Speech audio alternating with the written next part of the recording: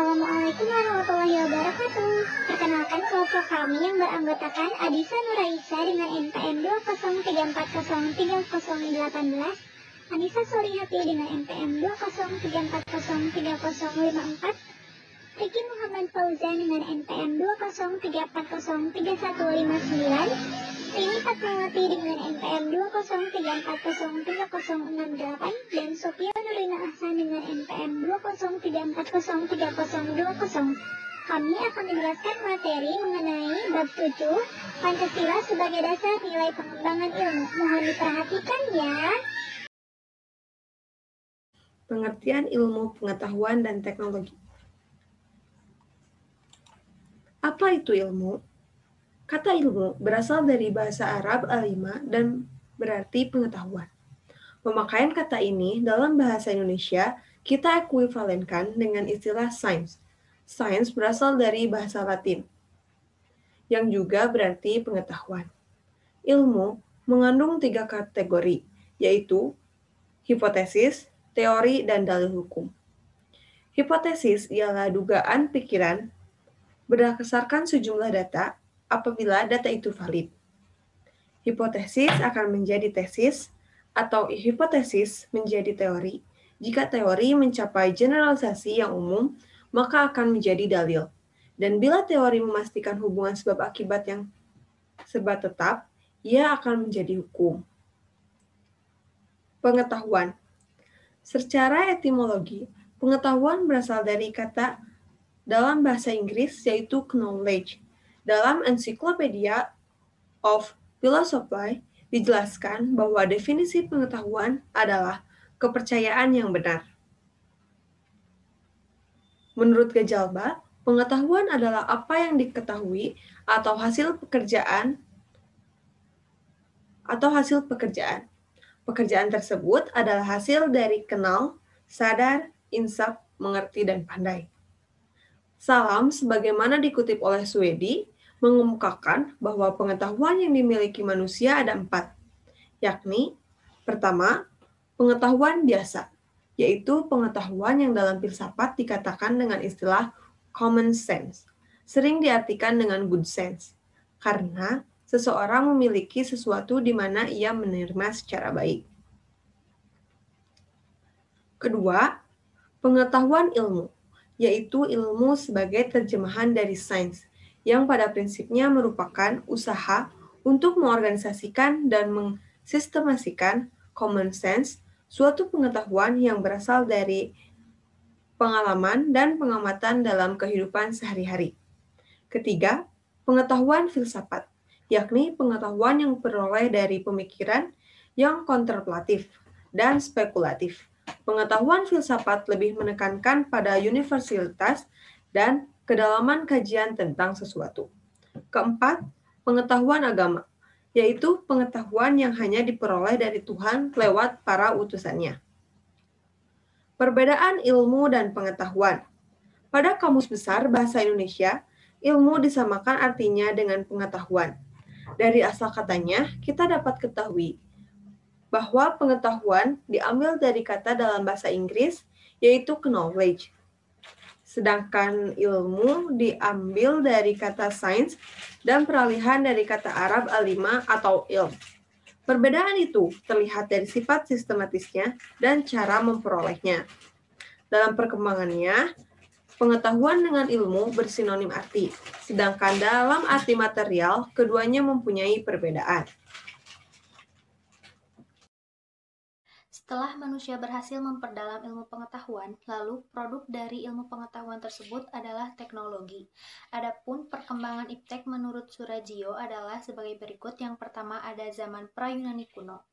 Pada zaman ini disebut juga dengan zaman batu yang berkisar antara 4 juta sampai 20.000 tahun yang lalu, ditandai dengan yang pertama know-how, yaitu kehidupan sehari-hari yang didasarkan dari pengalaman. Yang kedua ada receptive mind, yaitu pengetahuan yang berdasarkan pengalaman itu diterima secara fakta dan sukarela. Yang ketiga ada menemukan abjad, dan perkembangan sistem bilangan alam. Yang keempat, ada pemikiran manusia ke tingkat abstraksi. Yang kelima, menulis, berhitung, dan menyusun kalender. Lalu yang keenam, kemampuan meramalkan peristiwa berdasarkan peristiwa-peristiwa yang telah terjadi. Lalu yang kedua, ada zaman Yunani kuno. Zaman ini dianggap sebagai gudang ilmu dan filsafat karena pada zaman ini bangsa Yunani sudah tidak percaya dengan mitologi-mitologi. Lalu bangsa ini juga tidak dapat menerima pengalaman begitu saja dengan receptive attitude, namun lebih mengembangkan tentang an inquiring attitude, yaitu sikap yang senang menyelidiki sesuatu secara kritis. Yang ketiga, ada zaman abad pertengahan. Pada zaman ini, semboyan yang terkenal adalah Ancilla Deologia atau abdi agama. Lalu, para ilmuwan juga hampir semua merupakan seorang teolog, sehingga aktivitas ilmiah selalu terkait dengan aktivitas keagamaan. Zaman ini juga disebut dengan Dark Age atau zaman kegelapan, di mana perkembangan ilmiah mengalami kemunduran karena dibatasi oleh dogma-dogma agama. Selanjutnya ada zaman Renaissance. Zaman ini ditandai dengan era kebangkitan di mana kembalinya pemikiran-pemikiran yang bebas dari dogma-dogma agama. Pada masa ini, ilmu pengetahuan yang berkembang pesat adalah ilmu astronomi dengan tokoh-tokoh yang terkenal seperti Roger Bacon, Copernicus, Johannes Kepler, dan Galileo Galilei.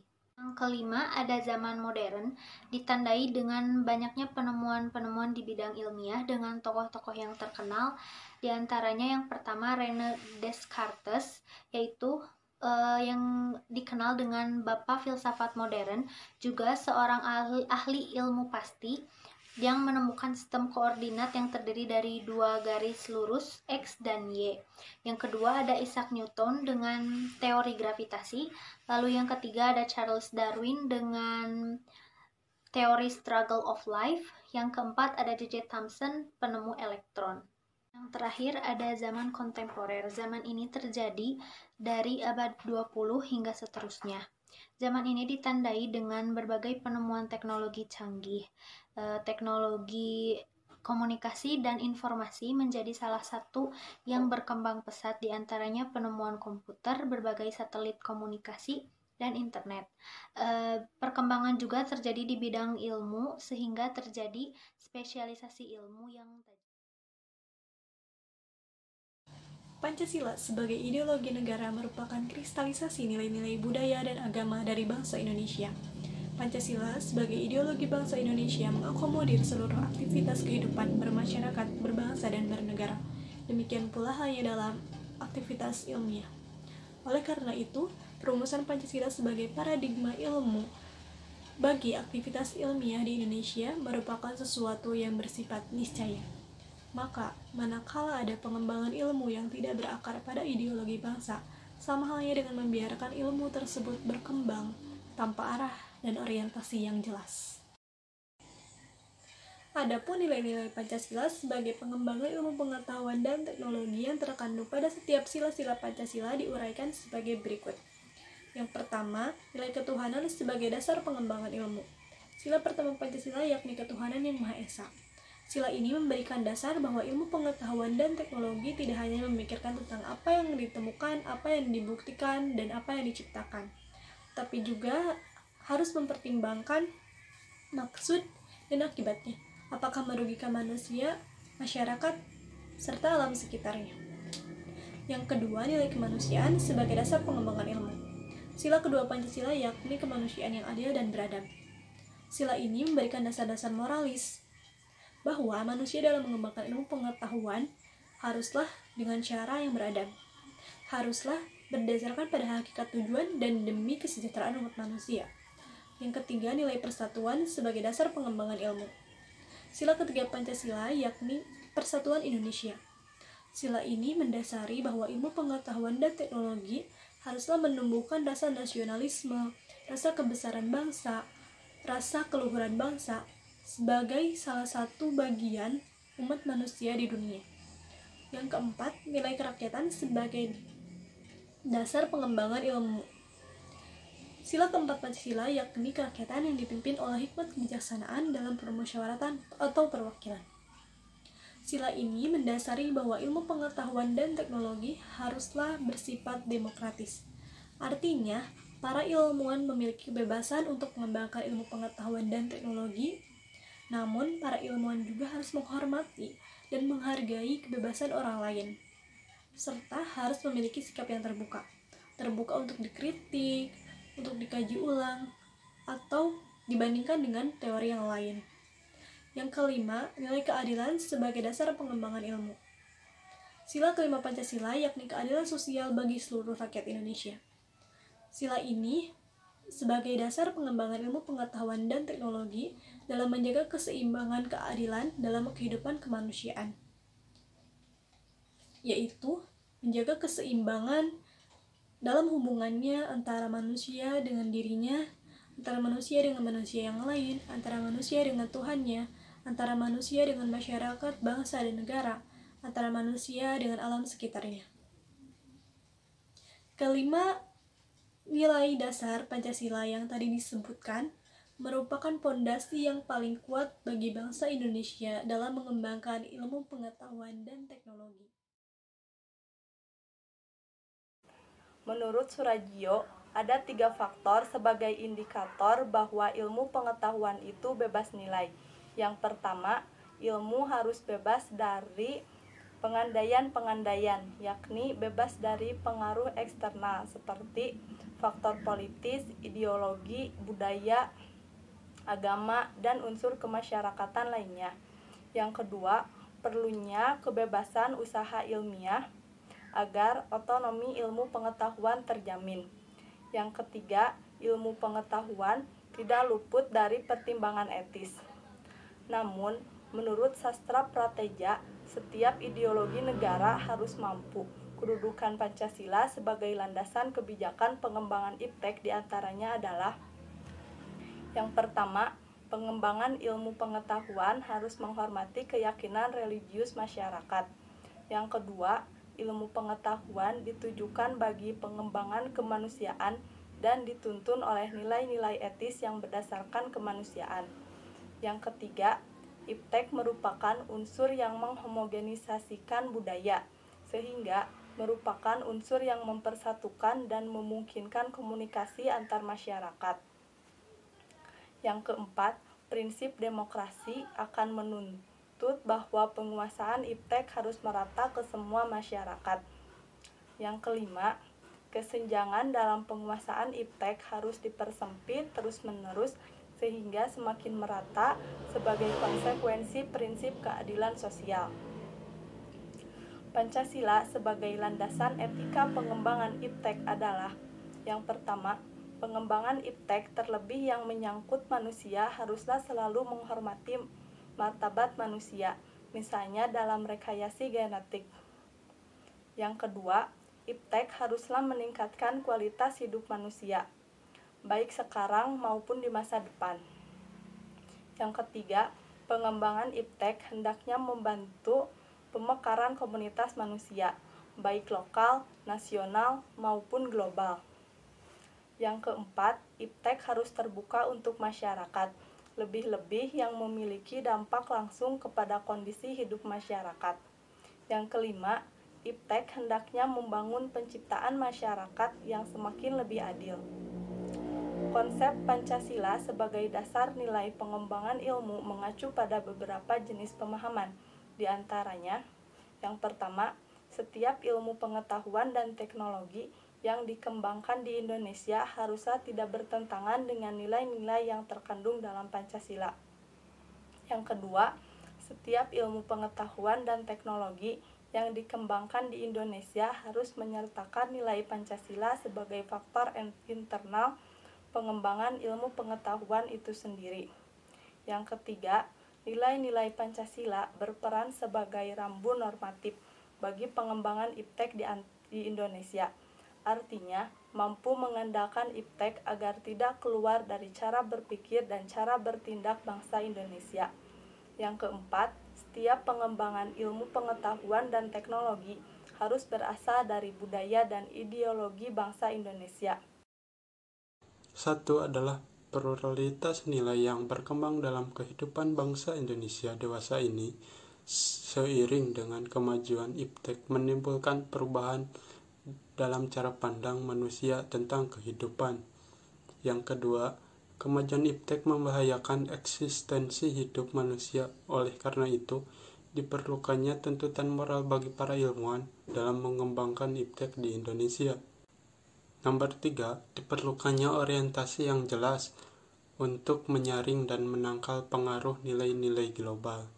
Yang keempat, alasan Pancasila menjadi dasar pengembangan ilmu pengetahuan dan teknologi adalah kerusakan lingkungan mengakibatkan generasi yang akan datang menerima risiko rawan bencana, dan penggunaan benda-benda berteknologi yang menggantikan peran nilai-nilai luhur.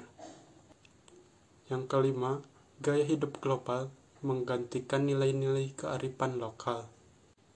Perkembangan ilmu pengetahuan dan teknologi harus senantiasa berorientasi pada nilai-nilai Pancasila.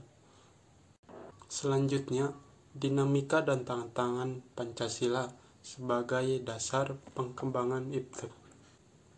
Kesatu adalah kapitalisme sebagai penguasa perekonomian dunia, termasuk Indonesia.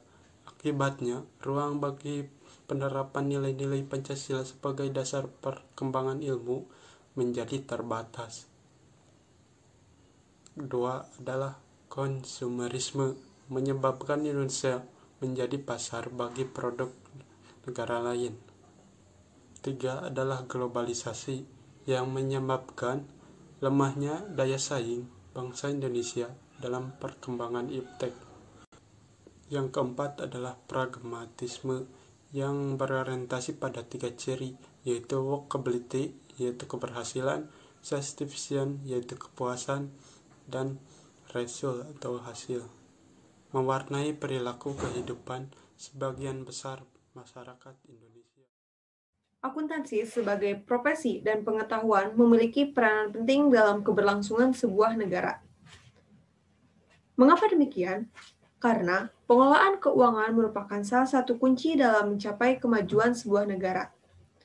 Dalam hal ini, diperlukan sebuah tatanan nilai sebagai kode perilaku dalam pengelolaan keuangan negara, yaitu untuk menghindari perilaku KKN. Nilai-nilai Pancasila dalam profesi akuntan dapat menciptakan sebuah paradigma akuntansi yang kuat dalam meminimalisir KKN.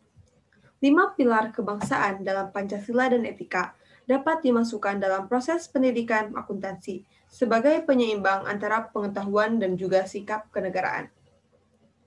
Definisi akuntansi berdasarkan masing-masing sila Pancasila. Sila pertama, proses mempertanggungjawabkan aktivitas keuangan kepada Tuhan. Berdasarkan sila kedua, proses memanusiakan manusia melalui suatu aktivitas keuangan. Sila ketiga, proses menciptakan persaudaraan dalam kaitannya dengan kegiatan aktivitas keuangan. Sila keempat, proses mengangkat derajat rakyat dalam segi aktivitas keuangan. Dan sila kelima, proses menyeimbangkan kebutuhan jasmani dan rohani manusia dalam hal aktivitas keuangan untuk membangun perekonomian berkerakyatan. Menurut kami, proses pembelajaran terbilang efektif karena di samping Bapak menjelaskan materi ditambah PowerPoint dalam bentuk video, Bapak juga mempersilahkan kami bertanya dan membahasnya secara langsung dengan sangat rinci. Pembelajaran juga disampaikan dengan suasana yang terbilang cukup santai karena sering dibarengi candaan-candaan ringan, sehingga tidak membosankan. Bapak juga sering melontarkan pertanyaan, di mana itu membuat kami harus selalu fokus dengan apa yang Bapak sampaikan. Sekian presentasi dari kelompok kami. Semoga apa yang kami sampaikan dapat bermanfaat untuk kita semua. Terima kasih atas perhatiannya. Mohon maaf bila ada kesalahan. Wabillahi taufiq wal hidayah. Wassalamualaikum warahmatullahi wabarakatuh.